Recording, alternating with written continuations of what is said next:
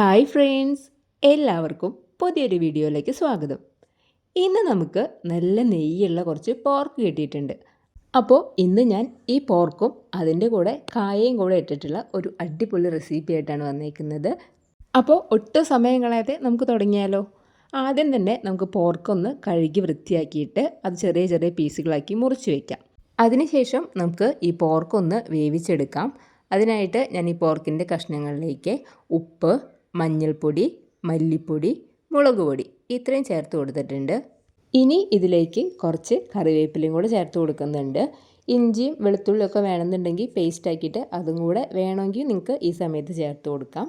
അതിനുശേഷം നമുക്ക് നല്ലപോലെ ഇതൊന്ന് കൈ വെച്ച് നന്നായിട്ടൊന്ന് മിക്സ് ചെയ്ത് കൊടുക്കുക. ഇപ്പം ഞാൻ പോർക്ക് വേവിച്ചെടുക്കാൻ വേണ്ടിയിട്ടുള്ള പൊടികൾ മാത്രമേ ചേർത്തിട്ടുള്ളൂ. നമ്മളിനി കറിയാക്കി വയ്ക്കുന്ന സമയത്ത് ഒന്നുകൂടെ നമുക്ക് പൊടികളൊക്കെ ആഡ് ചെയ്യേണ്ടി വരും.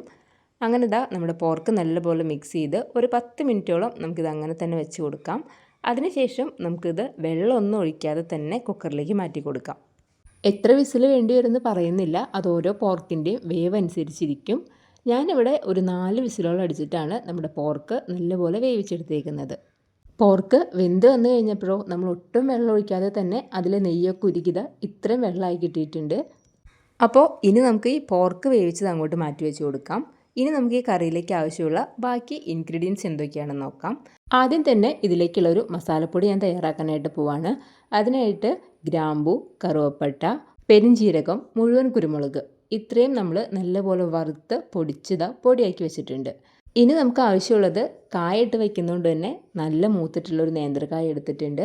തക്കാളി, ഇഞ്ചി, സവാള, വെളുത്തുള്ളി, പച്ചമുളക്, കറിവേപ്പില. പൊടികളായിട്ട് ഉപ്പ്, മല്ലിപ്പൊടി, മുളക് പൊടി, മഞ്ഞൾപ്പൊടി, വെളിച്ചെണ്ണ ഇത്രയാണ് നമുക്ക് ആവശ്യമായിട്ടുള്ള ഇൻഗ്രീഡിയൻസ്. കായ ഈ ഒരു സമയം കൊണ്ട് ഒരുപാട് ഉടഞ്ഞു പോവാതെ നമുക്കൊന്ന് വേവിച്ചെടുത്ത് വയ്ക്കാം. ഞാനിവിടെ കായയുടെ തൊലി കളയാതെയാണ് വേവിക്കുന്നത്. നിങ്ങൾക്ക് തൊലി കളയുന്നതാണ് ഇഷ്ടമെന്നുണ്ടെങ്കിൽ നിങ്ങൾക്ക് അങ്ങനെ ചെയ്ത് കൊടുക്കാം. അപ്പോൾ ഇനി നമുക്ക് ഈ കറി റെഡിയാക്കാനായിട്ടുള്ള ഒരു പാത്രം എടുത്ത് സ്റ്റൗവിൽ വെച്ച് കൊടുക്കാം. ഈ പാത്രം നല്ലപോലെ ചൂടാക്കിയിട്ട് അതിലേക്ക് വെളിച്ചെണ്ണ ഒഴിച്ചു കൊടുക്കുക. വെളിച്ചെണ്ണയ്ക്ക് പകരം വേണമെങ്കിൽ നിങ്ങൾക്ക് ഈ പോർക്കിൻ്റെ നെയ്യ് ചേർത്ത് കൊടുത്താലും മതി. ഇത് നല്ലപോലെ ചൂടാക്കിയെടുത്തതിന് ശേഷം ഇനി നമുക്കിതിലേക്ക് സവാള ചേർത്ത് കൊടുക്കാം. സവാള ചെറിയ തോതിലൊന്ന് വഴറ്റി വന്ന് കഴിയുമ്പോൾ ഇനി നമുക്കിതിലേക്ക് തക്കാളി ചേർത്ത് കൊടുക്കാം. ഞാനൊരു വലിയ തക്കാളിയാണ് നീളത്തിലരിഞ്ഞിട്ട് ഇതിലേക്ക് ചേർത്ത് കൊടുക്കുന്നത്. ഇനി ഈ തക്കാളിയും സവാളയും കൂടെ ഒരുമിച്ച് നമുക്ക് നല്ലപോലെ ഒന്ന് വഴറ്റാം. അതിനുശേഷം നമുക്കിതിലേക്ക് കുറച്ച് കറിവേപ്പില ചേർത്ത് കൊടുക്കാം. അതുപോലെ തന്നെ ഇഞ്ചി, വെളുത്തുള്ളി, പച്ചമുളക് ഇത് മൂന്നും കൂടെ ചതച്ചെടുത്തിട്ടുള്ള ഒരു പേസ്റ്റും കൂടെ ഇതിലേക്ക് ഇട്ട് കൊടുത്തിട്ടുണ്ട്. ഇനി ഇതെല്ലാം കൂടെ നല്ലപോലെ ഒന്ന് മിക്സ് ചെയ്ത് കൊടുക്കുക. അപ്പോഴേക്കും നമ്മുടെ സവാളയും തക്കാളിയൊക്കെ ഒന്നുകൂടെ നല്ലപോലെ വഴറ്റി വരും. അപ്പോൾ ഇനി നമുക്കിതിലേക്ക് പൊടികൾ ചേർത്ത് കൊടുക്കാം. പോർക്കിലേക്കുള്ള പൊടികൾ ഓൾറെഡി നമ്മൾ ചേർത്ത് വെച്ചിട്ടുണ്ട്. അപ്പോൾ അതും കൂടെ നോക്കിയിട്ട് വേണം നമ്മളിതിലേക്ക് ആഡ് ചെയ്യാൻ വേണ്ടിയിട്ട്. ആവശ്യത്തിനനുസരിച്ചുള്ള മല്ലിപ്പൊടി, മുളക് പൊടി, മഞ്ഞൾപ്പൊടി, ഉപ്പ് ഇത്രയും ചേർത്ത് കൊടുത്ത് ഇതെല്ലാം കൂടെ നല്ലപോലെ ഒന്ന് ചൂടാക്കിയിട്ടെടുക്കണം. പൊടികളും കൂടെ ഈ തക്കാളിയുടെയും സവാളയുടെയും കൂടെ മിക്സ് ചെയ്ത് അതൊന്ന് ചൂടാക്കിയെടുത്തിട്ടുണ്ട്. ഇനി നമുക്ക് ഇതിലേക്ക് പോർക്ക് ചേർത്ത് കൊടുക്കാം. നമ്മൾ വേവിച്ച് വെച്ചിട്ടുണ്ടായിരുന്ന പോർക്കിൽ നിന്നും ആ നെയ്യൊക്കെ ഞാൻ മാറ്റിയിട്ടുണ്ട്.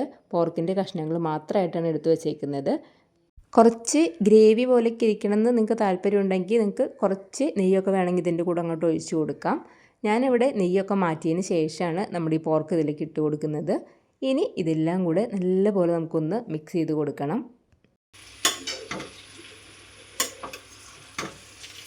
അങ്ങനെ മിക്സ് ചെയ്ത് കഴിഞ്ഞ് കഴിഞ്ഞാൽ ഇനി നമുക്കിതിലേക്ക് കായ ചേർത്ത് കൊടുക്കാം. കായ ഞാൻ നേരത്തെ പറഞ്ഞിരുന്നു, നമ്മൾ വേവിച്ചതിന് ശേഷമാണ് ഇതിലേക്ക് ഇട്ട് കൊടുക്കുന്നത്. പോർക്കിൻ്റെ കൂടെ ഇട്ടിട്ടല്ല, സെപ്പറേറ്റ് ഇട്ടിട്ടാണ് നമ്മൾ കായ വേവിച്ചിട്ടുണ്ടായിരുന്നത്. അപ്പോൾ അതും കൂടെ ഇതിലേക്ക് ചേർത്ത് കൊടുത്തിട്ടുണ്ട്. അതിൻ്റെ കൂടെ തന്നെ നമ്മൾ നേരത്തെ പൊടിച്ച് വെച്ചിട്ടുണ്ടായിരുന്ന നമ്മുടെ മസാലപ്പൊടിയും കൂടെ ഇതിലേക്ക് ഇട്ട് കൊടുത്തിട്ടുണ്ട്. ഇനി ഇതെല്ലാം കൂടെ നല്ലപോലെ ഒന്ന് മിക്സ് ചെയ്ത് കൊടുക്കുക. ഫ്ലെയിം ഒരു മീഡിയം ടു ലോ ഫ്ലെയിമിൽ വെച്ച് കൊടുത്താൽ മതി. നമ്മുടെ പോർക്കും കായൊക്കെ ഓൾറെഡി നമ്മൾ വേവിച്ചെടുത്തതാണ്. പോർക്ക് വേവിച്ചെടുക്കുമ്പോൾ ഉണ്ടായിരുന്ന ആ വെള്ളമൊന്നും ഒഴിച്ചു കൊടുക്കാത്തതുകൊണ്ട് തന്നെ ഇതിലൊട്ടും തന്നെ ഗ്രേവി ഇല്ല. അപ്പോൾ അടി പിടിച്ച് പോകാനായിട്ടുള്ള ചാൻസ് ഉണ്ട്. അപ്പോൾ നമുക്കിനി ഒരുപാട് സമയമൊന്നും ഇതിങ്ങനെ സ്റ്റൗവിൽ വെച്ച് കൊടുക്കണ്ട. അടി പിടിച്ച് പോകാതിരിക്കാൻ വേണ്ടിയിട്ട് ഇടയ്ക്കിടയ്ക്ക് ഒന്ന് ഇളക്കി കൊടുത്ത് ഈ കായയിലേക്കും കൂടെ ഈ മസാലയൊക്കെ ഒന്ന് പിടിച്ച് കിട്ടാൻ വേണ്ടിയിട്ട് ഒരു 3-4 മിനിറ്റും കൂടെ നമുക്കിതങ്ങോട്ട് സ്റ്റൗവിൽ വെച്ച് കൊടുക്കാം. അതിനുശേഷം നമുക്ക് ഫ്ലെയിം ഓഫ് ചെയ്ത് കൊടുക്കാം.